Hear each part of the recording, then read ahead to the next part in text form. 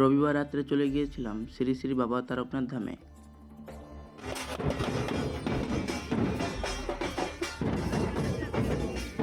প্রতি রবিবার রাতে এখানে অনেক ভিড় হয়, কারণ সোমবার সবাই বাবার মাথায় জল ঢালে।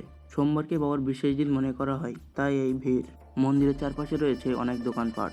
এখানে ভোলে বাবার গেঞ্জি, শাড়ি, গামছা ছাড়াও নানা ধরনের জামা কাপড় বিক্রয় করা হয়। সব মিলিয়ে এক জমজমাট বাজার। এটি হলো সোমবার সকালের দৃশ্য। দিনের বেলাও কম ভিড় নয়, চারদিকে ভক্তের উপস্থিত। বাংলা চৈত্র মাসে প্রতি বছর দূর দূরান্ত থেকে অনেক ভক্তের আগমন ঘটে এখানে। বিশেষ করে প্রতি সোমবার এখানে অনেক ভিড় হয়। এটাই হলো মূল মন্দির। ভক্তরা এখানে শিবের মাথায় জল ঢালে। দিনের দৃশ্যটা ছিল একদম মানুষের ভিড়ে ভরপুর। চারদিকে শুধু ভক্ত আর ভিড়, অনেক গাড়ি ঘোড়া আর মানুষের ভিড়, সব মিলিয়ে মেলার মতো পরিবেশ। এই ছিল আমার ছোট ব্লগ। ভালো লাগলে অবশ্যই লাইক, কমেন্ট, শেয়ার করতে ভুলবেন না।